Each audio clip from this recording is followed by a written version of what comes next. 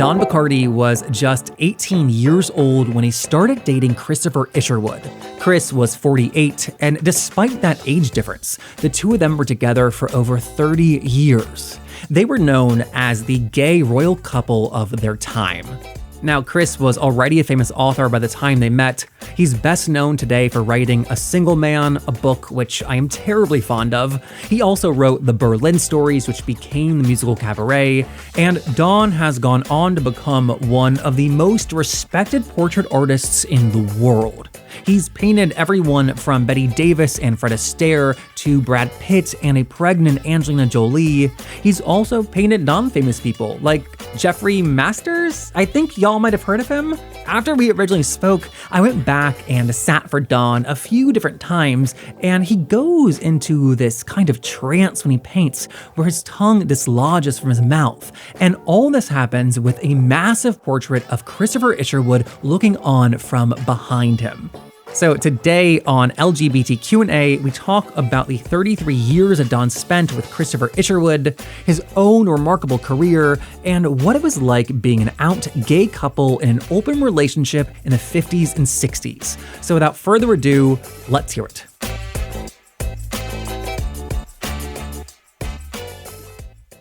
So you started dating Chris when you were 18. You were 18, he was 48, 30 years older, and what I find so fascinating, besides the age difference, is that you were an out gay couple in the 50s. Yes. Look, there was no way we could hide it. There was such an age difference, and everybody knew he wasn't my father. Everybody knew he was queer, so I had to be that unspeakable teenage boyfriend.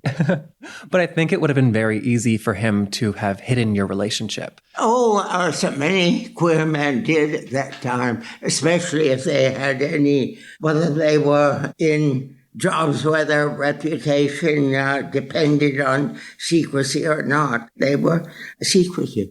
Who else was out and queer at that time? Oh, there were a lot of people when you think about it. I guess Gore Vidal was certainly out and queer. He didn't hide it, did he? For the people that were not publicly out, was there people that were privately open about it? Like, for example, I wonder if Rock Hudson it was an open secret in Hollywood that he was gay. Yes. It was? Yes. It was. And oddly enough, we only met him once at a party. He was big and handsome and friendly, but he really hardly wanted to open his mouth. And since there was no question of being exposed by us, we just wanted to be friendly. And we knew a lot of people who knew him, who told us he was so nice. But, oh boy, was there a big fence put up immediately. At a party. Admittedly, it was very star-studded. He was in the closet at that point, yeah. I guess so, except everybody knew, so why? Why not be friendly, at least at a party? You were around some of the most famous celebrities of the time. Yes. During those years. Yes, I've led an enchanted life. You were a teenager. Did you feel like you fit in to those circles? Well, if I felt I didn't fit in, I tried to get myself into the right fit in order to fit in. Yeah, I was not only 18, but I looked years younger. And that same first year we were together, Chris and I went to New York, my very first trip to New York, my very first time on an airplane. Imagine, in 1953, I hadn't been on an airplane yet. It was a very exciting year for me. But as soon as we arrived in New York, we were told by so many people that a serious rumor had gone around town that Christopher had brought a 12-year-old with him from California, just because I looked much younger. Well, back then, that makes me think about all of the misconceptions back then of gay people, how it was a mental illness. It still was Oh, classified as. indeed, yes. And a lot of the big misconceptions was that all homosexuals were pedophiles. Because you looked so young, it played into that. Was that Sure. ever, was that a They were concern? happy to rush to believe it because, yes, I suppose it was the stereotype. Did you and Chris ever care about the optics of the relationship? We knew we weren't like other couples. We couldn't be. There was an obvious big age difference between us. Chris was determined to take me with him wherever he went. So did his fame protect you from discrimination? You know, he wasn't so famous in Hollywood. Hollywood isn't known for its number of residents who read books. It's a city that's used to fame, meaning worldwide fame. No, very few Angelinos has heard of Chris then. Had you heard of him? Yes, because I'd met him through my brother, who was 4 years older than, and I used to go to the Queer Beach right here in Santa Monica with my brother Ted, and Chris was one of the first people I met there. And your brother was queer too? Very queer, yes. Oh, very queer. Yes. I followed him in every respect. A famous, sought-after beauty. In fact, Chris had had an affair with him before me. No, I wouldn't call it an affair. But they had nights together, maybe 3 of them. So what did your brother say that you ended up with Chris? I think he was surprised and a little put out. And why? Why begrudge me having an affair with a man he slept with? Being a great beauty, he had bows and bows. He once said to me when he was mad at me, "Everybody knows you live with an old man, and I think it's disgusting." And that gives you an idea. To get that from one's own queer brother. Wow.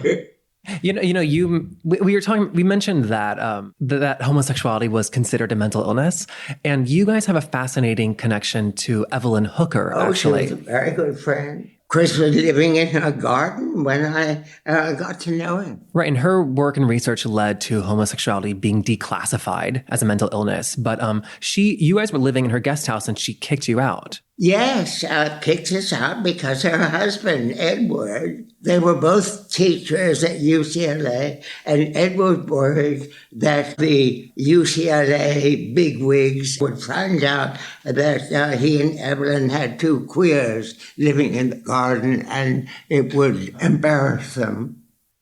And had her research come out at that point?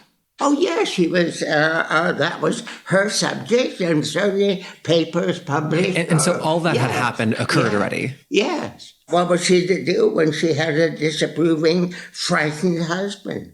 It's just fascinating that this woman that improved the lives of queer people everywhere also was facing these things in her own home. In her own garden, yes. Queers in the garden, and a husband who disapproved. I think the big question that I have is that you met him as a teenager. These are the most formative years of your life. You don't know who you are yet, I assume. And he's a famous writer, and there's this massive age difference. And all these things on paper make it seem that the relationship should not have worked. And yet it did. And you were together for 30 years. So 33. So I wonder, what was it that made it work? We were both extraordinary people. There's no other answer. Though I would have hesitated to call myself extraordinary at 18, and for many years I would never have used such a word to describe myself. But looking back on those early years with Chris, I was extraordinary. And the better I knew him, the more extraordinary I became. Because he was the best mentor in the world for me. He was just Mr. Magic in every way possible. It was such a dramatic connection that we both felt we must have been fated to meet. And was that instantaneous? No, but over the years, the longer it lasted, the closer we got. Yes, we realized how extraordinarily lucky we were. As it was unfolding, were you surprised how long it was lasting? I said in those first months with Chris, I made it clear I was in for the long run. I wasn't going anywhere. As long as he wanted me around, I'd be there. And Chris took it lightly, thinking, well, how charming of him to tell me something like that. But of course, he's very young.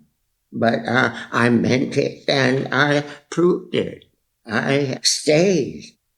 You also had an incredibly modern relationship, and the fact that you back then were also non-monogamous. Yes, we were both extraordinary, and the more time I spent with him, I'm a kind of chameleon personality. I take on the colors and sounds of people I'm around for long enough, and within just a few months, people who'd known me before I met Chris were remarking on how affected I'd become because I was speaking with a British accent. Like Chris. I couldn't hear it, and I was horrified. And I thought, my God, well, I thought I must stop it. But how could I get rid of it? I couldn't hear it myself, except when I heard my voice recorded for the first time. I looked at Chris and I said, that doesn't sound like me, does it? He said, yes, it does. The voice, I thought, this could not be the way I sounded because I could hear the British accent too in the recording. And that meant that I must be the most affected creature imaginable. And so you were picking up his voice and mannerisms. Yes, it's part of very basic part of my what makes me an artist, a portrait artist. I instinctively identify with people, and not only that, but just looking at them and listening to them, I'm a natural mimic. At that time, did that not freak you out? Oh, yes, incredibly freaky. And I was ashamed and horrified. And I knew it sounded affected. But what could I do? I couldn't hear it myself. And I didn't want to leave Chris just because I was mimicking him to my own horror. And then finally I realized I couldn't do anything about it. So I just started relaxing towards it. Okay, if that's what it takes, then that's what I'll give it. Oh wow, I would have a freak out and be like, but who am I? I did freak out, and as I said, everybody who'd known me beforehand, including my own brother, who'd had an affair with Chris before me, made fun of me. Wow. You know, I mentioned that you guys were not monogamous. Did you know other couples that had relationships with other people as well? You mean queer people? Yeah. Oh, yes, we knew a few. It was unusual at the time. It wasn't the norm. And those queer couples who did live openly didn't talk about it. And I ask because I think it's pretty radical that you were open about it. Well, Chris was a famous man. I mean, not famous like a movie star, but as a literary personality, yes. And everybody who'd heard of him knew that he was queer. Are you saying that back then queer and open relationships went more hand in hand? No. Oh. No. In fact, we were considered revolutionary in our public fronting of it. You know, Chris is such a major part of your story, obviously. Your obituary will mention the name Christopher Isherwood, and yet you've also had other significant relationships. You dated someone else for 10 years after Chris, and I just wonder if you think that those are not as honored. Well, from my point of view, it really doesn't matter. I mean, Tim Hilton, who I lived with for 10 years in this very house, we're still very, very close friends. He lives in Oregon and he was born there, always lived there, with the exception of the 10 years he lived down here in this house. But we still talk every day, several times a day. He's coming to stay with me again next week. We're very close friends. Yes, I'd say he's my closest friend still. If the public doesn't know about it, I'm sorry for them. They're missing something of interest, but it doesn't matter to me personally, no. And I know it doesn't matter to Tim. Well, tell me this. With Tim, you are 26 years older than him. What was that like to see a relationship from Chris's perspective as the older one? Perfect. Imagine a flip-flop. I got an opportunity to be the old man with a young boyfriend. And I was forever saying to me in those early years, saying to myself, as though I'm talking to Chris, oh, that's what you were feeling like. Oh, that situation, or when we met somebody or other, and all those years, that's what was going on. That I hadn't really understood at the time how Chris was feeling about going around with a young man so much younger than he was. And that was just such good fortune for me to be able to play the reverse. After more than 30 years with Chris, I had 30 years with Tim. Boy, that was super good. And so it caused you to rethink, it seems like, your relationship with Chris. Delve into it all the more deeply because I was then learning how Chris had felt in so many early situations with me. You know, you were dating Chris during the early days of the AIDS epidemic. Since you were sleeping with other people, did you worry about AIDS? Worried, yes, and I did sleep with other people. Oh, it could so easily, if I'd had bad luck, I could so easily have brought it home and given it to Chris. God, how dangerous it was. But yeah, I wasn't reckless, except going to bed with any other man at that time was reckless. A lot of queer young men were terrified to do it, but did it, and some were lucky and others not. And you were? I'm happy to be one of the lucky ones.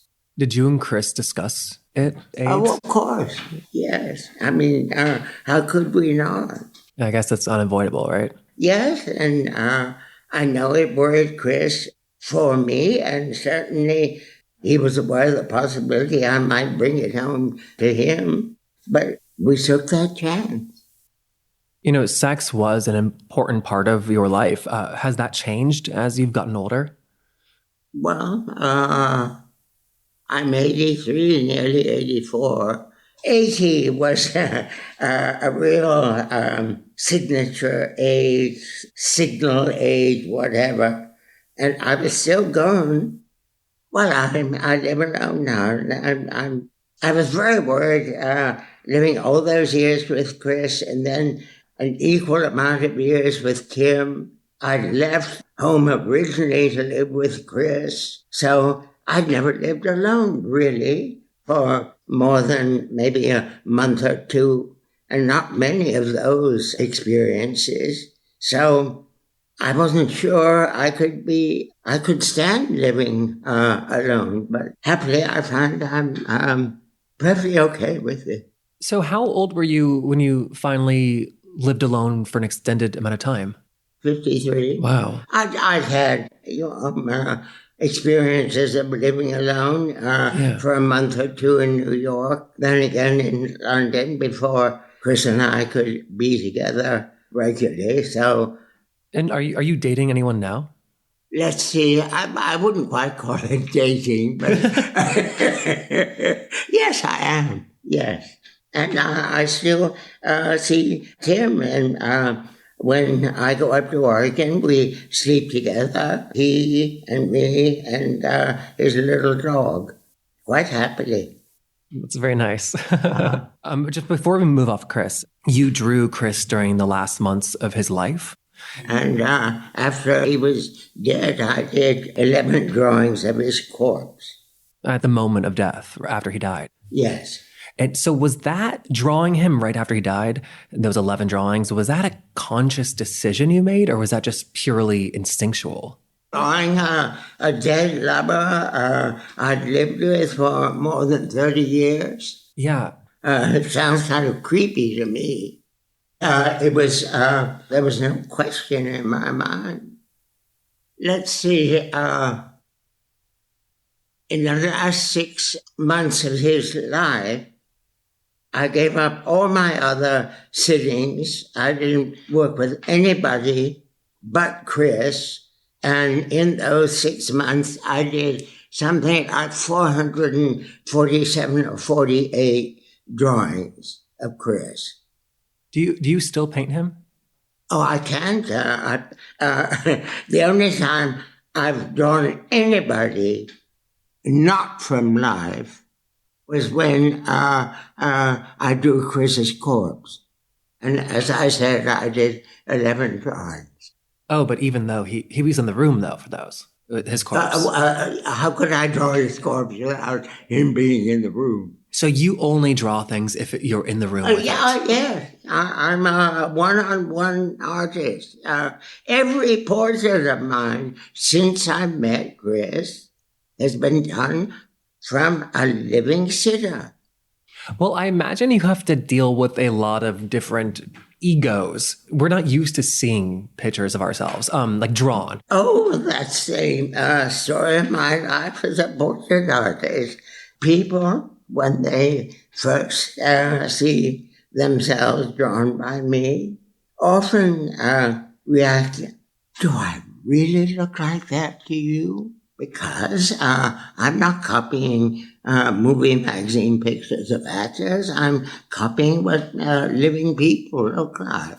And is that question, that do I really look like that, is that a positive or negative thing? Are they happy or are they sad? They meant it negatively because they saw it was unmistakably them, but they'd never seen themselves with all the frankness of age, lovingly rendered. So you complete your portraits in one sitting. You've said you don't like to talk while you're painting, and not many people have the experience of sitting down with somebody in silence and just like looking into their almost eyes. Never. Nowadays, portraits of people by artists are almost invariably always based on a photograph. And when artists show me their portraits of people, I know instantly that they're photocopies, that they've copied a photo, because I know everything about working from life, and I know that I just know instantly it's a photocopy. My instinct is to say, show me the photograph you copied, because that's the real thing. What gives it away? Everything. And because I did it myself in the beginning.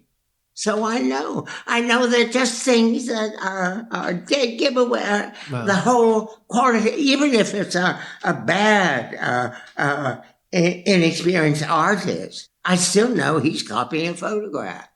So when you're sitting with somebody in person for that length of time in silence, what comes out of them?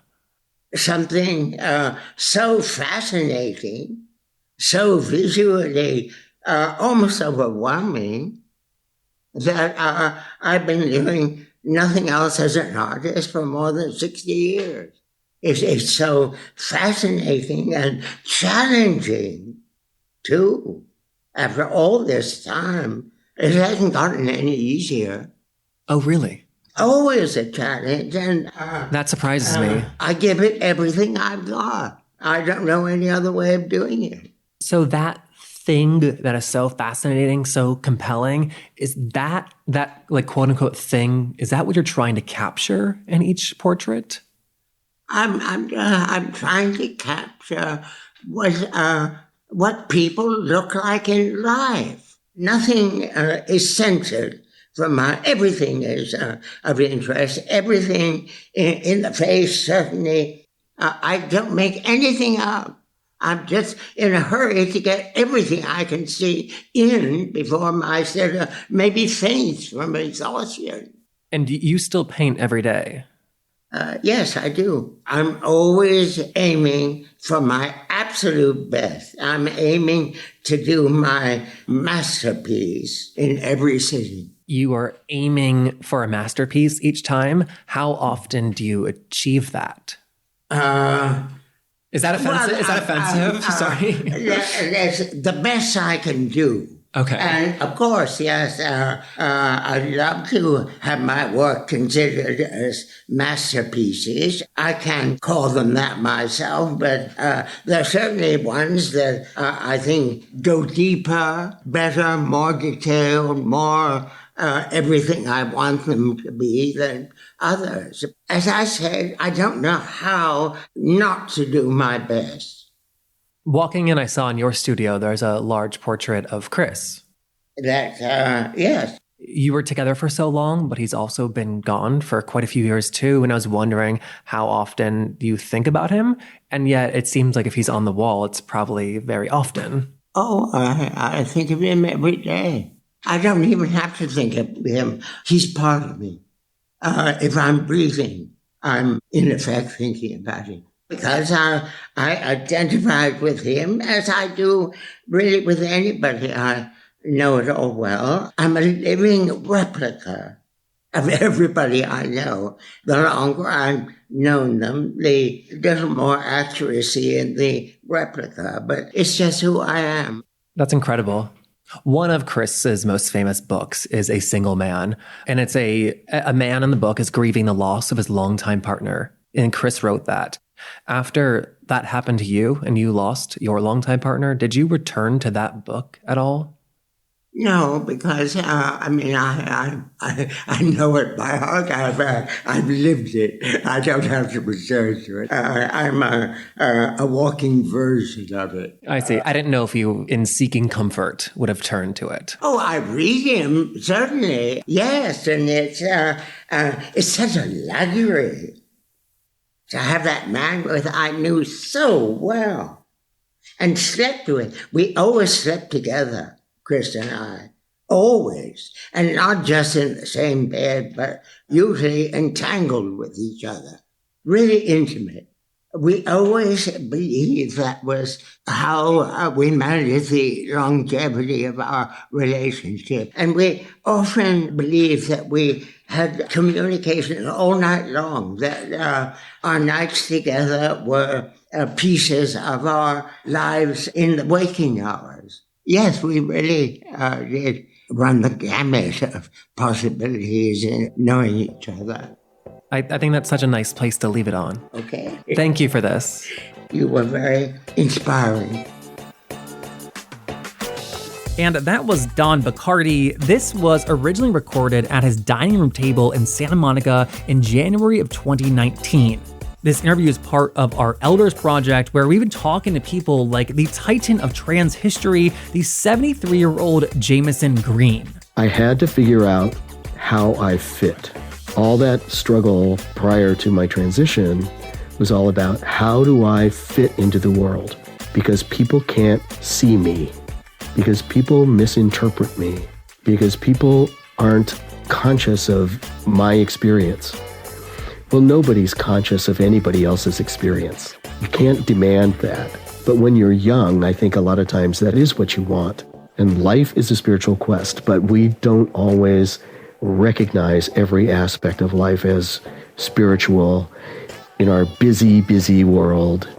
Now, that was Jameson Green. He has been at the forefront of transgender health policy, and the full interview with him is available in our podcast feed right now. There's also a link to it in our show notes. We are brought to you by The Advocate magazine in partnership with GLAAD. I'm Jeffrey Masters. I will see you next week.